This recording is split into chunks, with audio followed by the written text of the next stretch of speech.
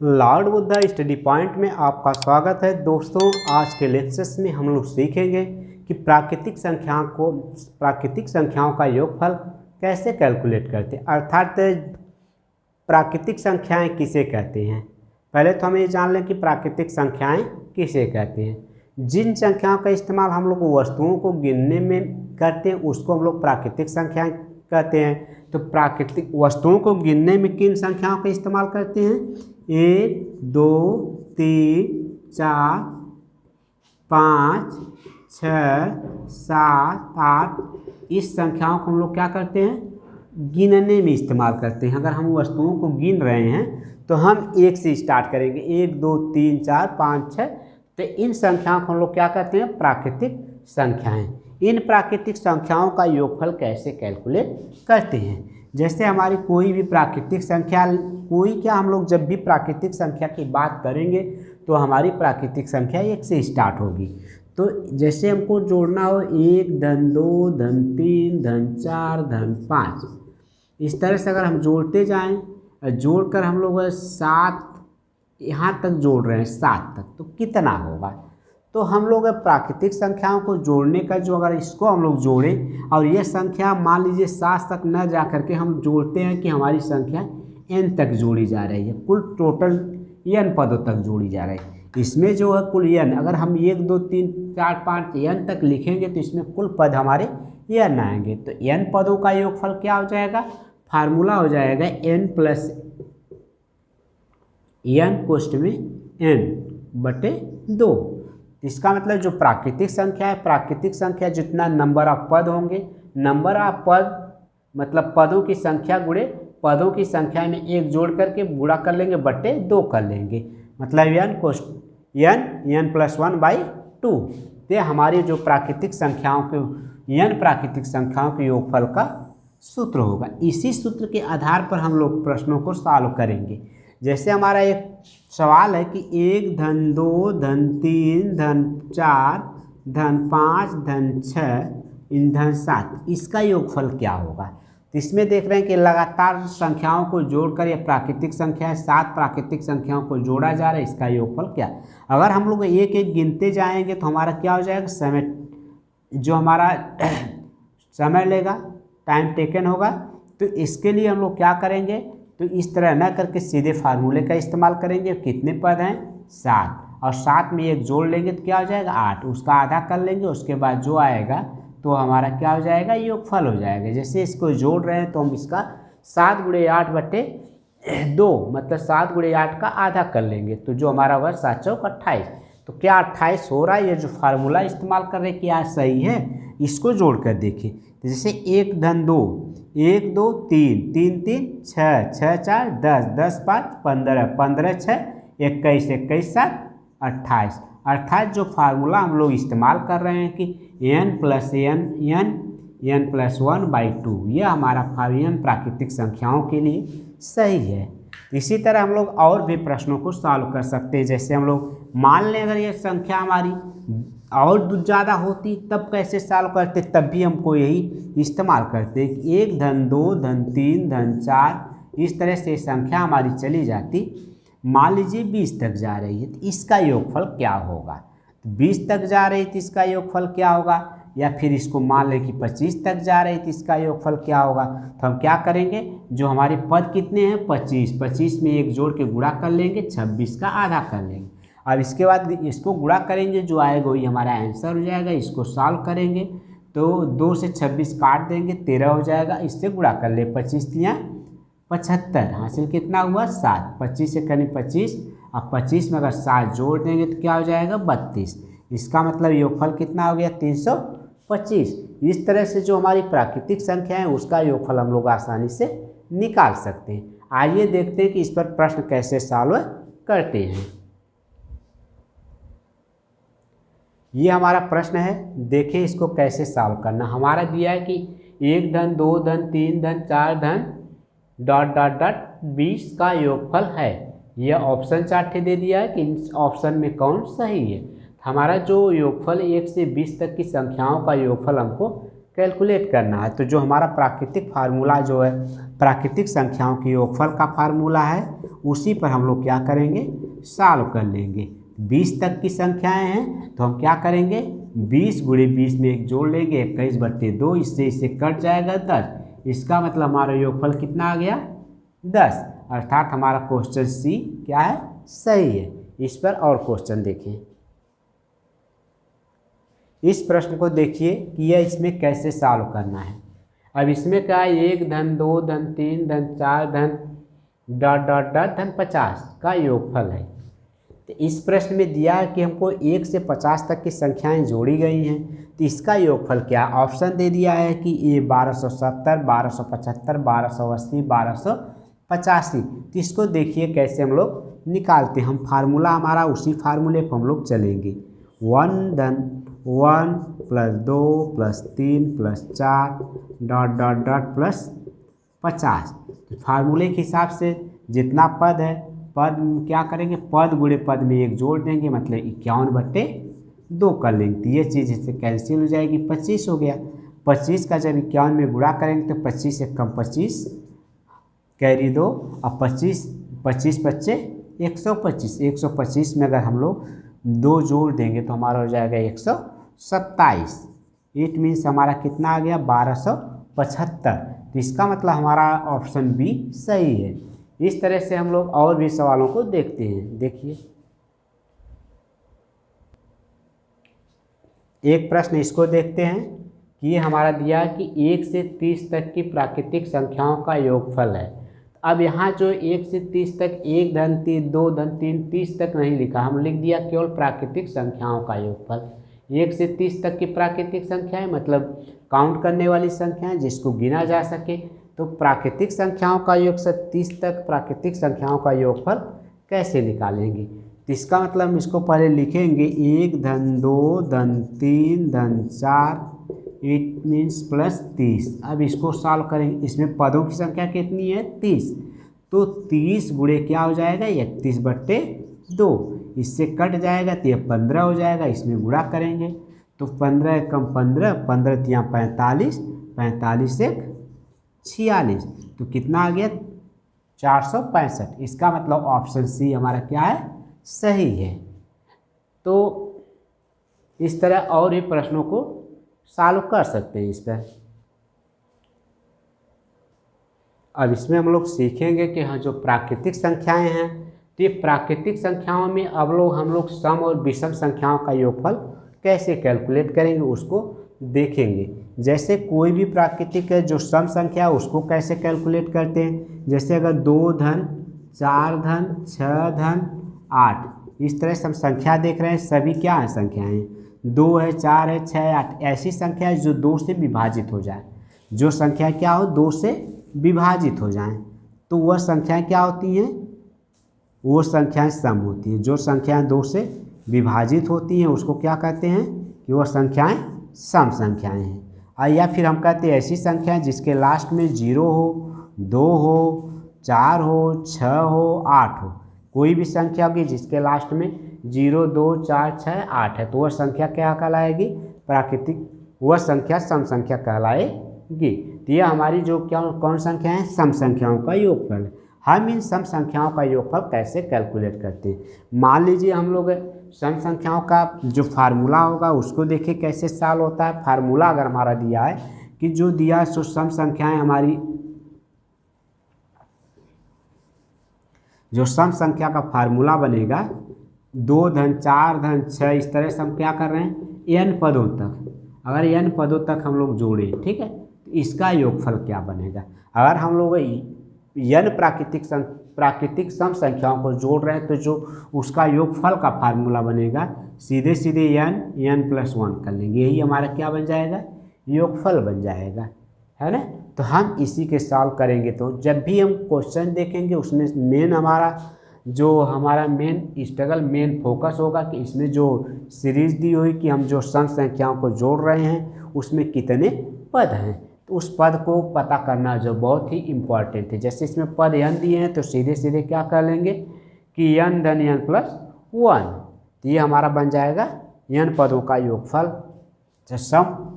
सम संख्याओं के n पदों का योगफल हमारा बन जा रहा है। जैसे इसमें ही दिया है तो इसमें कितने पद हैं? कुल 4 पद है। तो इसका मतलब 4 गुणे 5 कर लेंगे, है ना। 4 और 4 में 1 बढ़ा दिए, 5 को भी। इसका कितना योगफल हो गया? 20। अब देखिए कैसे हो रहा है, क्या ये सही है? 2 4 6 6 6 12 12 8 20। इसका मतलब जो फार्मूला हमारा दिया है जो सही है। अब हम लोग इसी पर और सवालों को बना सकते हैं, या फिर हम लोग ये कह लें कि जैसे 2 धन 4 धन 6 धन 8 धन, इस तरह से हमारा 4 आया है। मान लें 20 तक ऐड कर रहे हैं, तो 20 तक अगर हम लोग जा रहे हैं तो हम लोग देखेंगे कि एक से जो सम संख्याएं हैं, पहली संख्या इसमें नहीं है और लास्ट वाली इसमें है। इसका मतलब आधा, जो 20 तक जो संख्या, अगर सम संख्या 20 तक लेते हैं तो उसमें 20, जो हमारा 1 से लेके 20 तक की प्राकृतिक संख्याएं लेंगे तो उसमें कितने पद होंगे? 20 पद होंगे। लेकिन जब हम केवल सम संख्याओं को ले रहे हैं, इसका मतलब आधा छोड़ रहे हैं, आधा ले रहे हैं। तो आधा ले रहे हैं तो इसमें जो पहली संख्या तो इसमें छूट रही है, लेकिन यहाँ पहले मिल रही है। इसका मतलब एकदम जस्ट आधा आधा है। तो इसमें पदों की संख्या जो होगी, जो लास्ट संख्या होगी, उसी का आधा कर लेंगे तो हमारा क्या आ जाएगा? पदों की संख्या आ जाएगी। अर्थात इसमें पद कितने हो गए? 10 हो गए। तो ये जो 2 4 6 2 से 20 तक की जो सम संख्याओं, उनका योगफल हो जाएगा 10 गुणे 11, अर्थात 110 हो जाएगा। तो इस तरह से हम सम संख्याओं का योगफल आसानी से कैलकुलेट कर सकते हैं। फार्मूला होगा n+1, ये हमारा फार्मूला होगा सम संख्याओं का। अब इसी पर देखें कि हमारी विषम संख्याओं का योगफल कैसे कैलकुलेट करते हैं। जैसे हमारा कोई विषम संख्या ले रहे हैं, 1 धन 3 धन 5 धन 7, इस तरह से जा रही, अगर n पदों तक जोड़ रहे हैं, ठीक है, n पदों तक, इसमें मान लीजिए n पदों को मिलाया जा रहा है ना। तो हमको क्या करना है? अब हमको जो n पद तक जा रहे हैं, अब इसमें लिखा कि n पदों तक, इसका मतलब जो n पद, इसके n पद हैं, जो विषम संख्या है उसके n पद लिए जा रहे हैं। तो सीधे सीधे हम लोग क्या कर लेंगे? n गुणे n होगा, इट मीन्स n स्क्वायर होता है। मतलब जितना पद होगा उसी का हम लोग क्या कर लेंगे? स्क्वायर कर लेंगे। तो जो विषम संख्या है उसका हमको योगफल आ जाएगा। तो हम विषम संख्याओं का योगफल कैलकुलेट कैसे करते हैं? देखिए इसी पर एक छोटा सा हम सवाल बना के देखते हैं। जैसे ये 7 है 9 है, अब इसको हम ऐड कर रहे हैं। देखिए कितने पद हैं? 1 2 3 4 5, कुल 5 पद है। तो इसका मतलब 5 पद अगर हैं तो हम लास्ट वाले में 1 जोड़ करके आधा कर लेंगे तो हमारा जो पदों की संख्या आ जाएगी। इट मीन्स कितने आ गए? 5 आ गए। अब हमारा जब 5 है तो हमारा जो फार्मूले में ही कह रहा है कि 5 का स्क्वायर कर लीजिए, इसके मीन्स पदों की संख्या का योगफल कितना हो गया? 25 हो गया। जो प्रथम 9 विषम संख्याओं का योगफल कितना हो गया? 25 हो गया। क्या ये सही है? देखिए 1 3 4 4 5 9 9 7 16 16 5 16 9 25। इसका मतलब जो फार्मूला है सही है। तो यह कितना हो रहा? 25। इसका मतलब जो फार्मूला हम लोग इस्तेमाल कर रहे हैं कि n पदों का स्क्वायर, तो विषम संख्याओं का योगफल जो होगा उसमें जो पद होंगे, पदों की संख्या की स्क्वायर कर लेंगे तो विषम संख्याओं के योगफल का हमको योगफल सीधे सीधे प्राप्त हो जाएगा। और भी प्रश्न हम लोग देख सकते हैं। जैसे अगर हमको इस तरह से जोड़ना हो, यह हमारा 5 है, इसको जोड़ते हुए हम लोग जा रहे हैं, सीधे सीधे जा रहे हैं कि मान लीजिए हमारे पदों की संख्या जो हो गई है 71 तक जा रहे हैं। तो इसमें कितने पद हैं? अब ये थोड़ा सा बड़ा हो गया है, तो इसमें पदों की संख्या पता करने के लिए हम लोग क्या करेंगे? इसमें पहले बीच का हमारा मेल चैलेंज है कि इसमें कितने पद हैं। तो हम लोग देखें कि इसमें पहला और अंतिम पद दोनों मिले हैं। तो हम लोग इसके पदों की संख्या प्राप्त करने के लिए जो लास्ट संख्या होगी उसमें 1 जोड़ करके आधा कर लेंगे। मतलब इसमें 72 का अगर आधा करते हैं तो कितना आएगा? 36। 36 दूना 72 होगा। अब इसी को हम लोग सॉल्व करते हैं। देखिए 36 दूना अगर हम लोग कर लेते हैं तो 36 का स्क्वायर हो जाएगा। तो इसका मतलब क्या हो जाएगा? 36 गुणे 36। अब इसको जब सॉल्व करेंगे तो हमारा क्या आ जाएगा? इसका योगफल आ जाएगा। 36 में अगर 36 से गुणा करें तो क्या होगा? तो 6 के 36, हासिल 3, 6 3 18, 3 21, 6 36, हासिल 3 और 6 3 18, 18 3 21। इस तरह 3 6 18, हासिल 1 और 3 3 के 9 1 10। अगर हम लोग जोड़ देते हैं 6 9 1296, तो कितना आ गया?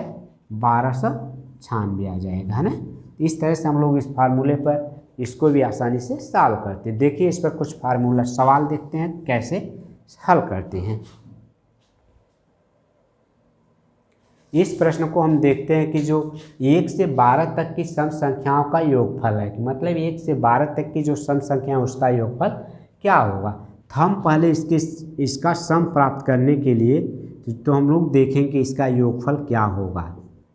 तो ये हमारी सम संख्याएं हैं, तो सम संख्याओं में हम सीधे सीधे कहा गया था कि जो उसमें जितने पद होंगे उस पद को में उस पद से एक बढ़ा करके गुणा कर देंगे, वही हमारा क्या आ जाएगा, जो सम संख्या उसका योगफल आएगा। तो इसमें कुल कितने पद हैं, इसमें हमको पता करने के लिए क्या करेंगे, जो लास्ट संख्या उसका आधा कर लेंगे तो हमारा क्या मिल जाएगा, पदों की संख्या मिल जाएगी। तो 12 है तो 12 के आधा करेंगे तो 6 आएगी। इसका मतलब इसमें कुल कितने पद हैं, 6 पद हैं। तो 6 पद का तो इसका मतलब इसमें जो सम है इसका सम आ जाएगा 6 × 7। इसका मतलब क्या आ जाएगा, इसका योगफल कितना हो गया, 42। इसका मतलब हमारा आंसर कौन सा होगा, डी होगा। एक सवाल और हम लेकर आए हैं, देखिए कि जो 2 से 60 तक की सम संख्याओं का योगफल है। हम संख्या भी एक प्रश्न हमारा है कि 2 से 4 तक की सम संख्याएं ले रहे हैं, तो इसका योगफल क्या होगा। देखिए कैसे कैलकुलेट, तो जो हमारा पीछे बताएं फार्मूला 2 धन 4 धन 6, ये कहाँ तक जा रहा है, 60। तो इसमें कुल कितने पद है, पहले तो हम लोग पद कन्फर्म कर लें। तो पद हमारा लास्ट 60 है, इसका मतलब जो पद की संख्या कितना होगी, 60 का आधा कर लेंगे 30। इसका मतलब जो टोटल पद कितने हैं, 30 है। तो इसका योगफल ज्ञात करने के लिए हम क्या करेंगे, पद में क्या करेंगे, पद की संख्या से एक बढ़ा देंगे और आपस में गुणा कर लेंगे। गुणा करने पे जो आ जाएगा वही हमारा क्या आ जाएगा, सम संख्या का योगफल हो जाएगा। ये हमारा गुणा कर लेंगे तो 1 0 ये बढ़ गया, 3 का गुणा कर लेंगे, 3 × 3 3 3 9, कितना आ गया, 930। तो इसका मतलब हमारा बी ऑप्शन सही है। तो इस तरह से और सवाल देखते हैं। हम एक प्रश्न और लेकर आए हैं कि जो हमारी विषम संख्या है इसका योगफल कैसे कैलकुलेट करेंगे। जैसे ये सवाल हमारा दिया है क्वेश्चन 1 से 17 तक की विषम संख्याओं का योगफल। अब तक तो हम लोग सम संख्या का योगफल फाइंड किए हैं, अब हम विषम संख्या का योगफल फाइंड करेंगे। लेकिन विषम संख्या के योगफल में बताया गया था जो पद होगा उसी पद का क्या कर लेंगे, वर्ग कर लेंगे। तो हमारा जो विषम संख्याओं का योगफल क्या आ जाएगा, योगफल आ जाएगा। तो देखिए अगर हम लोग 1 से 17 तक की विषम संख्या ले रहे हैं तो 1 धन 3 धन 5 यहाँ तक मान लीजिए 17 तक आ गए। अब इसमें कुल कितने पद हैं, तो कुल पद पता करने के लिए हम क्या करेंगे, जो लास्ट संख्या होगी उसमें एक ऐड करके आधा कर लेंगे तो हमारे पद की संख्या पता चल जाएगी। इसका मतलब जो हमारा कुल पद कितने हैं, 9। तो 9 पद हैं, तो यहाँ से यहाँ तक की विषम संख्याओं का योगफल क्या हो जाएगा, जो पद होगा उसी का स्क्वायर होगा। पद हमारे 9 है तो 9 का स्क्वायर कर लो, इसका मतलब 81। तो इसमें जो आंसर आ जाएगा हमारा सी आ गया। तो इस तरह से हमारा क्वेश्चन सी हो गया। आइए और प्रश्न देखें। यह हमारा एक नया सवाल है। देखिए इसमें भी पूछ रहा है कि 1 से 79 तक की विषम संख्याओं का योगफल कितना होगा। तो हम 1 से 79 तक जो विषम संख्याओं का योगफल, विषम संख्याओं के योगफल में हम लोग देख चुके हैं कि जो फार्मूला है n का क्या कर लेंगे, सीधे सीधे n स्क्वायर कर लेते। तो हम क्या करेंगे, इसमें पहले पदों को पता करें कि इसमें कुल कितने पद हैं। तो पद के लिए हम क्या करेंगे, इसमें जोड़ देंगे। देखिए ये हो गया, यहाँ तक कहाँ तक जा रहा है, सीधे सीधे 79 तक। इसका योगफल क्या होगा, तो इसके लिए हम लोग क्या करेंगे, अब इसमें जो है 1 से 79 तक, तो हम लोग सीधे सीधे जान रहे हैं कि 79 में एक जोड़ के आधा कर लेंगे तो जो पदों की संख्या हमको प्राप्त हो जाएगी। इस मीन्स कितने पद हो गए, 40 पद हो गए। तो इसका मतलब जो इस फार्मूले के हिसाब से जब विषम संख्याओं का योगफल होता है तो जो पद होते हैं पद को जोड़ करके क्या कर लेते हैं, उसी का उसी में गुणा कर लेते हैं। उसी का स्क्वायर करते इट मीन्स उसी का उसी में गुणा। तो अगर 4 चौक को 16 हो गया, 2 0 बढ़ गया तो कितना आ गया, 1600। इस ऑप्शन में देखिए कोई है 1600, हाँ ये हमारा 1600 है। तो इस तरह से हम लोग और भी प्रश्नों को सॉल्व कर सकते हैं। मान लीजिए हम एक प्रश्न और लेते हैं। एक नया सवाल देखिए, इसमें कह रहा है कि 1 से 119 तक की विषम संख्याओं का योगफल है। अब 1 से 119 तक की विषम संख्याएं का योगफल कितना है? एक प्रश्न, एक ऑप्शन दिया है 3500, दूसरा 3600, तीसरा 3700, चौथा 3800। तो हम इसको सॉल्व करते हैं, देखते हैं कैसे आता है। पहला तो हमारा काम वही है कि हम क्या करें, पता कर लें कि इसमें कितने पद हैं, है ना। तो इसमें लास्ट संख्या हमारी 1 से लेकर जो विषम संख्या है 119 तक जा रही है, पदों की संख्या 119 में एक ऐड करके आधा कर लेंगे, मतलब 120 का अगर आधा करेंगे तो कितना आ गया? 60 आ गया। इसका मतलब जो पदों की संख्या 60 हो गई तो इसका योगफल हो जाएगा 60 स्क्वायर, इट मीन्स 60 गुणे 60। अगर 60 का हम लोग स्क्वायर करें तो कितना आ जाएगा? 3600। इट मीन्स हमारा जो ऑप्शन हो बी हमारा ऑप्शन सही है। तो इस तरह से हम लोग देखेंगे कि यह प्रश्न जो इस तरह से हम लोग इस प्रश्न को आसानी से सॉल्व कर सकते हैं। तो हम लोग प्राकृतिक संख्याओं का योगफल हुआ, चाहे हम लोग सम संख्याओं का योगफल हुआ, चाहे विषम संख्याओं का योगफल, अब हम लोग आसानी से सॉल्व कर सकते हैं। देखने के लिए, वीडियो देखने के लिए आप लोगों को धन्यवाद। अगर ये वीडियो आप लोग पसंद आए तो इस वीडियो को आप लाइक करिए, कमेंट करिए, शेयर करिए। धन्यवाद।